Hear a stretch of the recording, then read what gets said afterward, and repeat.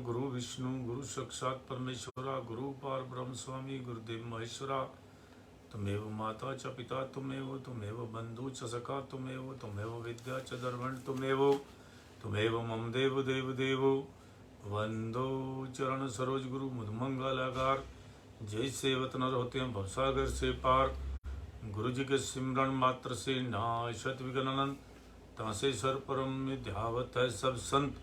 आप प्रकटे जगत में जीव का निस्तार ने शब्द नौ बनाए सुंदर जीव का को तारने। नम्रता और दीनता से भेंट सतगुरु लीजिए मैं हूँ शरणागत तुम्हारो दास अपना।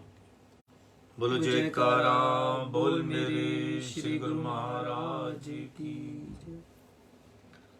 आज 22 दिसंबर 2022 वार वीरवार हम अमृतवाणी सेवा ट्रस्ट एवं श्री हरिहर सत्संग मंडल की तरफ से अपना दैनिक सत्संग आप लोग के सामने प्रस्तुत करते हैं।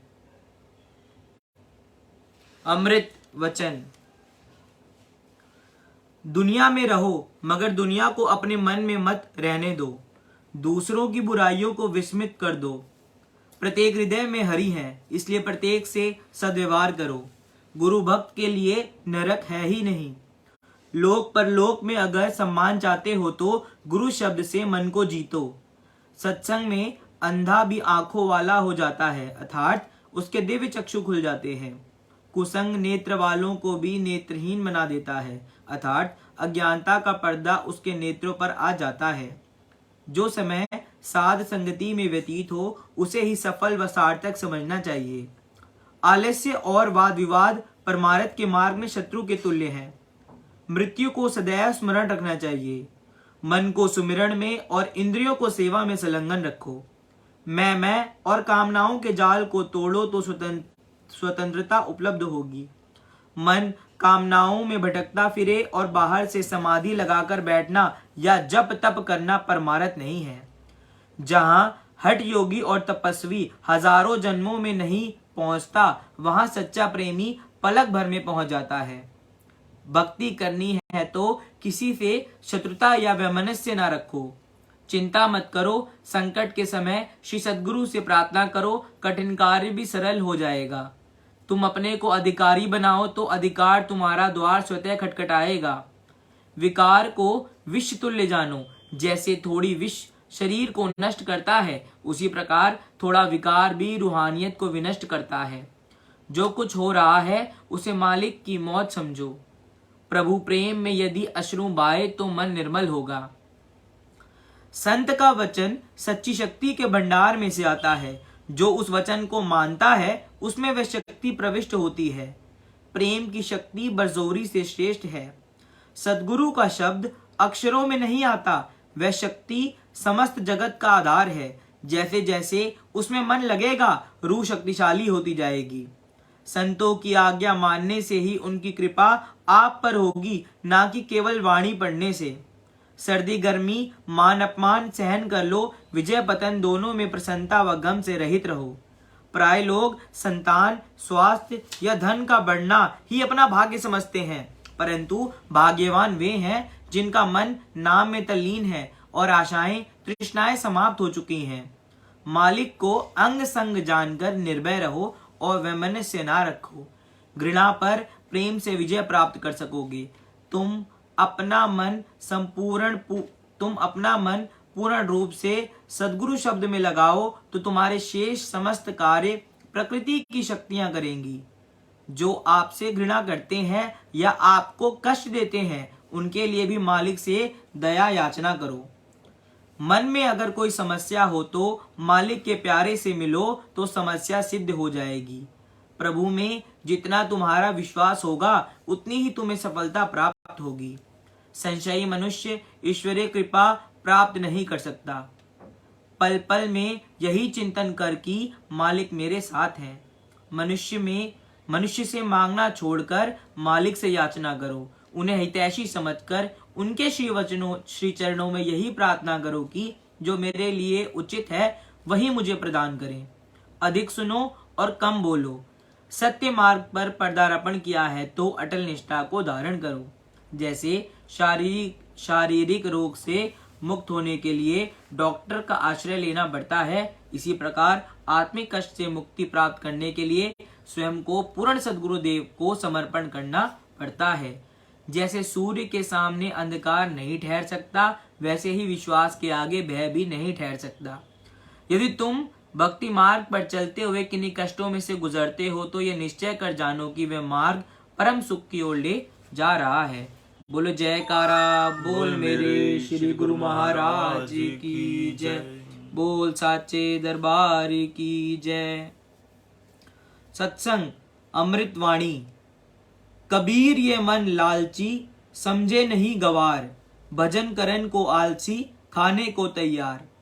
संत शिरोमणि कबीरदास जी के मत अनुसार मन खाने में एक से लालची और भजन में आलसी होता है। वह एक गवार की तरह है जो कोई बात समझना ही नहीं चाहता। मनुष्य को संत महापुरुषों की संगति में आकर इस अड़ियल मन पर नियंत्रण करने की युक्ति ग्रहण करनी चाहिए। संत सद्गुरु की चरण शरण ग्रहण करें और भजन अभ्यास एवं नाम की कमाई करके अपने लक्ष्य यानी कि परमात्मा की प्राप्ति का यत्न करें, ताकि समय रहते अपनी आत्मा का कल्याण कर अपना ये मानुष जन्म सफल बनाएं। अभी समय रहते ही इस मन को भजन बंदगी में लगा लो, जिससे कि बाद में समय बीत जाने पर अफसोस ना करना पड़े। इस पावन अमृत वेले में प्रभु प्यारे के नाम का सिमरन करें और महापुरुषों की प्रसन्नता के पात्र बने।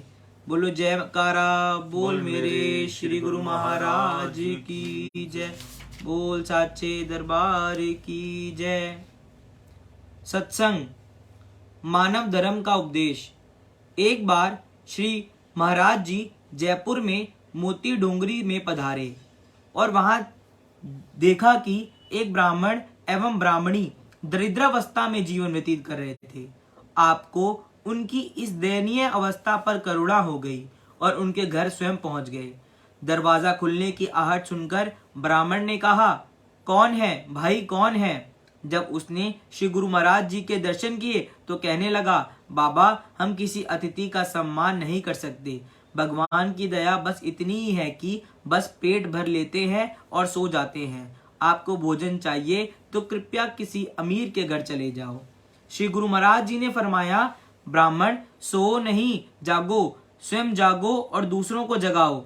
शरीर के लिए भोजन को अमृत जान भूख मिटाते हो तो आत्मा को भी भगवान नाम के अमृत से तृप्त करो, यही तुम्हारा कर्तव्य है। बाबा इतनी गुड़ बातें तो आप ही जानिए, भगवान ने हमें दिया ही क्या है जो उसको याद करें। हमें इतना ही बहुत है जो हम कर रहे हैं, ब्राह्मण ने कहा। श्री गुरु महाराज जी ने फरमाया, भाई अपना नाम और काम तो बताओ। भगवान ने हमें वह सब कुछ दिया है जिसका हम बदला नहीं चुका सकते। भगवान ने हमें केवल शरीर नहीं दिया, इसके साथ दिए हैं कर्तव्य कर्म करने के लिए अनमोल अंग तथा अमृत तत्व आत्मा। ये वचन श्रवण करके ब्राह्मण तो मानो श्री गुरु महाराज जी की वाणी से मोहित हो गया और चारपाई पर विराजमान करते हुए विनय करने लगा, बाबा मेरा नाम आत्माराम है, मैं ब्राह्मण हूँ, पूर्वजों द्वारा प्रदान किए हुए जाति कर्म को करता हूँ, कुछ विशेष नहीं जानता, बस पोथी पत्र पलट लेता हूँ, निर्वाह योग्य मिलता है उस पर जीवन का सफर काट रहा हूँ। श्री गुरु महाराज जी ने फरमाया, आत्माराम ब्राह्मण अर्थात ब्रह्मा को प्राप्त किए हुए आत्मा में रमण करने वाला, पूर्वजों से ज्ञान पाया नहीं, सो उस ज्ञान राशि से वंचित होने पर इस लोक में दरिद्र है, तो परलोक क्या बनेगा। ठीक है आत्माराम, ब्राह्मण धर्म को का ज्ञान तुझे नहीं, हम तुझे मानव धर्म का उपदेश देते हैं। सुनो, अपना समय सोने में व्यर्थ मत गवाओ। जितना समय संसारिक व्यवहार से बचता है उसे अन्य वस्त्र की चिंता छोड़कर चिंतन में लगाकर सफल करो। भगवान नाम का जाप करो। सोते बैठते उठते हर समय भगवान की याद में लीन रहो। जब तुम्हें इस काम में रस आने लगेगा तो हम तुझे इससे भी उत्तम वस्तु प्रदान करेंगे। श्री परमहंस दयाल जी महाराज के वचन मानकर दोनों ब्राह्मण एवं ब्राह्मणी भगवत भक्ति की ओर आकर्षित हुए। नित्य प्रति भगवान नाम के सुमिरन से उनकी अवस्था बदलती गई। पुनः एक बार जब श्री गुरु महाराज जी उनके घर पधारे तो साथ में एक जोरी भक्त भी था। उसने देखा कि जिस सिलबट्टे पर वे चटनी पीस रहे थे उसका एक कोना पारस पत्थर का है। जोरी ने धीरे से श्री गुरु महाराज जी के चरणों में विनय की कि प्रभु, मैं इसे पीसने के लिए दूसरा सिलबट्टा लाकर देता हूँ। इन्हें कहिए कि ये सिलबट्टा स्वयं ही आपके साथ लेकर चलें और मैं इसको परख कर देखूंगा। अब ब्राह्मण दंपत्ति श्री परमहंस दयाल जी की सुसंगति से भगवान की याद में मगन रहने से स्वस्थ एवं जागृत दिखाई देते थे।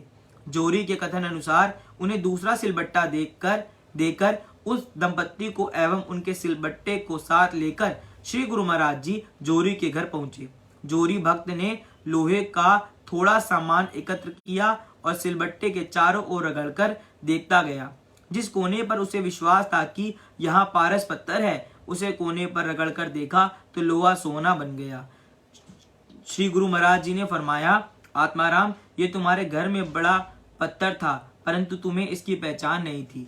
देखो, भगवान का नाम निर्वाह करने के लिए ये सोना लो और भगवान के नाम में दिल लगाओ। ब्राह्मण दंपत्ति ने श्री परमहंस दयाल जी का आभार माना और नाम दीक्षा लेकर श्री चरणों में सुसंगति का लाभ उठाने लगे। बोलो जयकारा बोल मेरे श्री गुरु महाराज जी की जय। सत्संग भाग्य उदय। एक सेठ जी थे जिनके पास काफी दौलत थी। सेठ जी ने अपनी बेटी की शादी एक बड़े घर में की, परंतु बेटी के भाग्य में सुख ना होने के कारण उसका पति जुआरी शराबी निकल गया, जिससे सब धन समाप्त होता गया। बेटी की यह हालत देखकर सेठानी जी रोज सेठ जी को कहती कि आप दुनिया की मदद करते हो, मगर अपनी बेटी परेशानी में होते हुए उसकी मदद क्यों नहीं करते हो। सेठ जी कहते हैं कि जब उनका भाग्य उदय होगा तब अपने आप सब मदद करने को तैयार हो जाएंगे। एक दिन सेठ जी घर से बाहर गए कि तभी उनका दामाद घर आ गया। सास ने दामाद का आदर सत्कार किया और बेटी की मदद करने का विचार उसके मन में आया कि क्यों ना मोतीचूर के लड्डुओं में अरशफियां रख दी जाएं। ये सोचकर सास ने लड्डुओं के बीच में अरशफियां दबाकर रख दी और दामाद को टीका लगाकर विदा करते समय 5 किलो शुद्ध देसी घी के लड्डू जिनमें अरशफियां थी दे दिए। दामाद लड्डू लेकर घर से चला और दामाद ने सोचा कि इतना वजन कौन लेकर जाए, क्यों ना यही मिठाई की दुकान पर बेच दिए जाए। और दामाद ने वह लड्डुओं का पैकेट मिठाई वाले को बेच दिया और पैसे जेब में डालकर चला गया। उधर सेठ जी बाहर से आए तो उन्होंने सोचा घर के लिए मिठाई की दुकान से मोतीचूर के लड्डू लेता चलूं, और सेठ जी ने दुकानदार से लड्डू मांगे। मिठाई वाले ने वही लड्डू का पैकेट सेठ जी को वापस भेज दिया। सेठ जी लड्डू लेकर घर गए। सेठानी ने जब लड्डू को वही पैकेट देखा तो सेठानी ने लड्डू फोड़कर देखे, अरशफियां देखकर अपना माथा पीट लिया। सेठानी ने सेठ जी को दामाद के आने से लेकर जाने तक और लड्डुओं में अरशफियां छिपाने की बात कह डाली। सेठ जी बोले कि भाग्यवान, मैंने पहले ही समझाया था कि अभी उनका भाग्य नहीं जागा। देखो, मोहरे ना तो दामाद के भाग्य में थी और ना ही मिठाई वाले के भाग्य में। इसलिए कहते हैं कि भाग्य से ज्यादा और समय से पहले ना किसी को कुछ मिला है और ना ही मिलेगा। कितनी बड़ी बात है ये हम शुरू से कहते आए हैं और सुनते आए हैं कि समय से पहले और भाग्य से ज़्यादा कुछ नहीं मिलता। मगर आपने इस कथा के माध्यम से सुना होगा किस तरह से अशरफियाँ फिर वापस घर पे आ गई, क्योंकि एक तो धन जो है ईमानदारी का था और दूसरा जो है अभी समय नहीं था किसी का भी। तो इसलिए इंसान को धैर्य, इस कथा से हमें ये प्रेरणा मिलती है कि हमें अपने कर्म को करते रहना चाहिए, बड़े धैर्यपूर्वक करना चाहिए और समय का इंतज़ार करना चाहिए, लेकिन मेहनत नहीं छोड़नी चाहिए। अपना जो है भगवान का नाम नहीं छोड़ना चाहिए कभी भी। समय का कभी ये नहीं सोचना चाहिए कि हम पाठ कर रहे हैं, हम रोज़ भक्ति करते हैं, हम ये करते हैं, हम मंदिरों में इतने टाइम से वो जो प्रसाद चढ़ा रहे हैं। ये सारी चीज़ों का एक न भगवान किसी का भी बकाया नहीं रखता। प्रभु जो हैं, मालिक जो हैं, सभी को जितना भी जिसने जो कर्म किया है उस पर पल पल की नज़र जो है वो जो है हमारे परमात्मा रखते हैं और समय आने पर उस चीज़ का हमें फल मिलता है। कभी इंसान को धैर्य नहीं खोना चाहिए। जैसे आज के बच्चों के अंदर अभी मैंने देखा, एक बच्चे ने, परसों की खबर आ रही थी कि उसके पूरे नंबर नहीं अच्छे आए और उसने जो है आत्महत्या कर ली। ये आज के बच्चों के अंदर ये बहुत ज़्यादा एक भावना जो है कंपटीशन की बहुत ज़्यादा है, कंपटीशन होना चाहिए, लेकिन ऐसा नहीं कि आपके नंबर नहीं आए। अब ये जो है इसी तरह जब तक भाग्य नहीं है, बच्चों को अपने माँ बाप को, पहली बात तो माँ बाप को भगवान पे भरोसा सीखना चाहिए। आज के समय के अंदर मैंने आपको पहले भी कहा था कि वो आज के अभी आने वाले समय के अंदर आत्महत्याओं का बहुत ज़्यादा जोर होगा। वो क्यों होगा? क्योंकि इंसान जो है वो भगवान पर भरोसा करना छोड़ देगा, क्योंकि आज भगवान की तरफ बहुत कम लोग जा रहे हैं। और बच्चों को ख़ास तौर पे इस बात को सिखाते नहीं कि जो भगवान करता है अच्छा करता है। हमें बचपन में हमारे माँ बाप ने हमें कहानियों के माध्यम से हमने पास बिठाकर, हमारे दादा दादी नाना नानी, आज जो हैं वो समय नहीं है, लोग दादा दादी नाना नानी से सीखते कुछ नहीं है। और जो है लेकिन किसी भी तरीके खेल खेल में हमें बच्चों को ये अपने संस्कार देने चाहिए कि भाई कभी भी आदमी उदासीन ना रहे, कभी भी वो अपना, और एक बात समझा देनी चाहिए बच्चों को कि कर्मों का फल होता है। कि मत सोचें कि बच्चे जो हैं, कई बच्चे आजकल क्या होते हैं, भावना रख लेते हैं। अभी मैंने एक बच्चे को देखा, उसने अपनी फॉरेन की पढ़ाई के लिए जो है फॉर्म भरा, उसका अनसेलेक्ट हो गया, उसको भगवान पे विश्वास नहीं रहा। कितने दिनों तक बच्चा डिप्रेशन में रहा। उसको जो है फिर उसको डॉक्टर के पास ले जाकर, फिर उसकी जो है सेक्रेटरीज के पास जाकर उसकी जो क्लास करवाई गई, ज्वाइन कराई गई, फिर उसको जो है वो जाकर दोबारा अपने सिस्टम में आया। आज के माँ बाप को अपने बच्चों पर बड़ी वाचिंग रखनी चाहिए। क्यों? बच्चों को किसी न किसी जो चढ़ते हुए बच्चे होते हैं, जिनको कुछ बनना होता है, उन बच्चों का जो है मन जो है वो बहुत भावनाएं, उसकी इच्छाएं तो बहुत बढ़ जाती हैं। उनका मन के अंदर बहुत कुछ होता है कि मैं ये भी करूं, ये भी करूं, ये भी करूं, और माँ बाप को बच्चे बताते नहीं हैं। तो उनको जो है बच्चों पर वॉचिंग करने से उनको जरूरत महसूस हो तो किसी अच्छे मनोवैज्ञानिक के पास ले जाकर उसका जो है उसको क्लास ज्वाइन करानी चाहिए, तभी जाके, नहीं तो आने के उन बच्चों का एक बार वो डिप्रेशन में जाने के बाद बच्चे दोबारा अपने आप उससे निकल नहीं पाते और पीछे ही पिछड़ते ही जाते हैं। ऐसे मेरे जो पास जो है, जो मेरे को बताने के लिए मेरे पास कितने ही उदाहरण हैं जो उन बच्चों के लिए जिनको एंग्जाइटी की प्रॉब्लम हो गई, जिनको वही बच्चे हैं जो अपने मन की बात नहीं करते।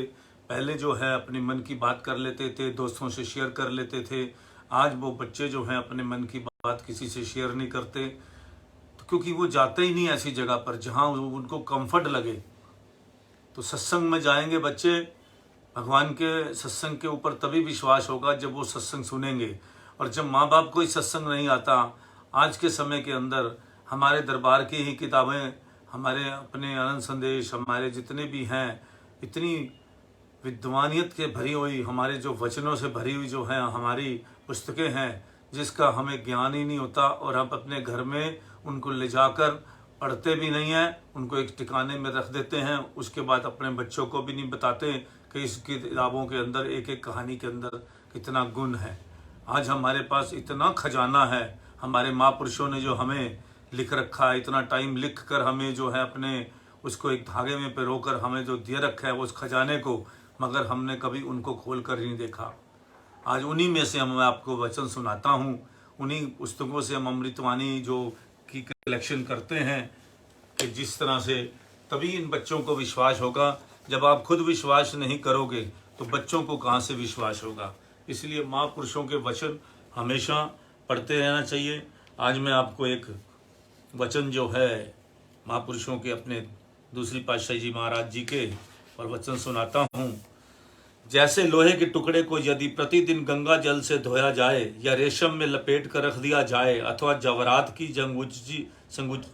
संदूकची में रखा जाए, तो जांच करने की दृष्टि में वह हीरा नहीं बन जाता, अपितु तो उसकी कीमत वही रहेगी। ऐसे ही यदि शरीर को सुंदर वस्त्रों या आभूषणों से सुसज्जित कर दिया जाए, और आज के समय के अंदर आप देख लो कि अपना लोग कितना ब्यूटी पे ध्यान रखते हैं, लेकिन सिर्फ सुंदरता ही हमारे जो है, सुंदरता इसी होने, सुंदर होने से, सुंदर कपड़े डालने से, और जो है उससे मन जो है सुख ऐश्वर्यों के भोगों में लिप्त कर दिया जाए। वह जीव दुनियादारी में कितना ही कुशल क्यों ना हो, संत महापुरुषों की दृष्टि में वह निर्धन है। उसकी अपेक्षा संत महापुरुषों की दृष्टि में एक निर्धन व्यक्ति जो मालिक के भजन सिमरन में चित्र एकाग्र करता है, वह धनवान से धनवान है। इस शरीर का मूल्य तो लोहे की भांति बहुत कम है। सत्पुरुषों का नाता रूहानी होता है, अतः वे रूहानी धन प्रदान करते हैं।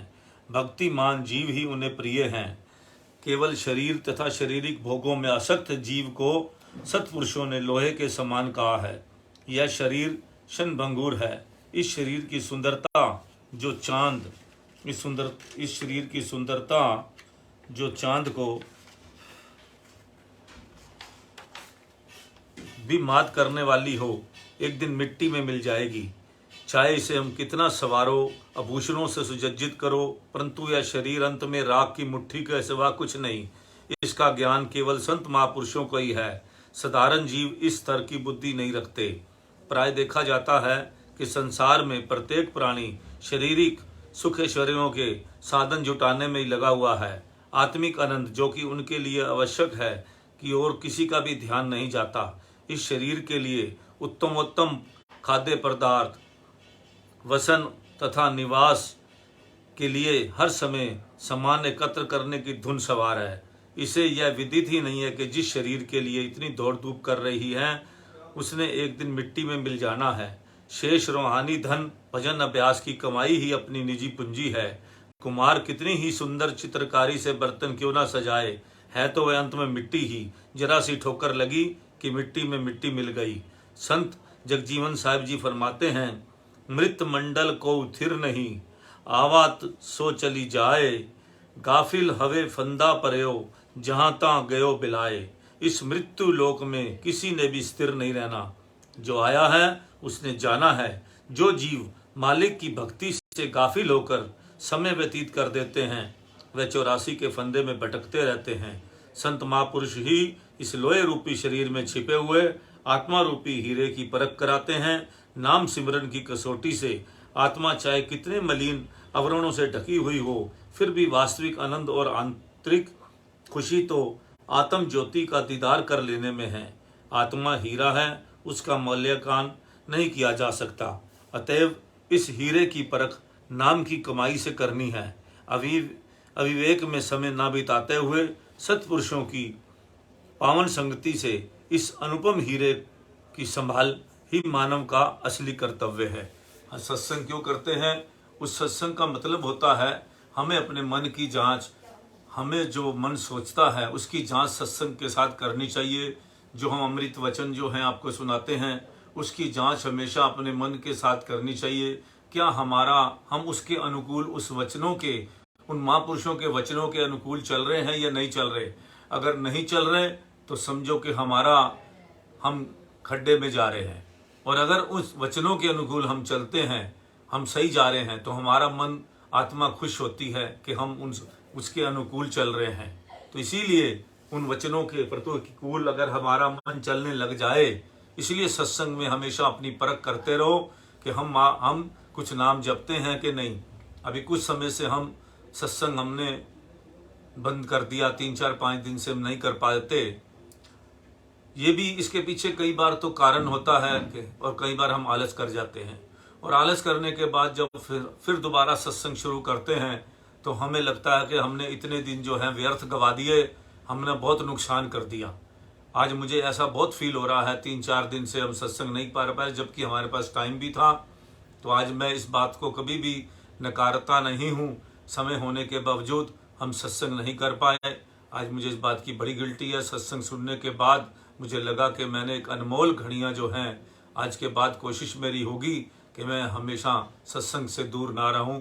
जय सच्चिदानंद। राम राम, सत श्री अकाल।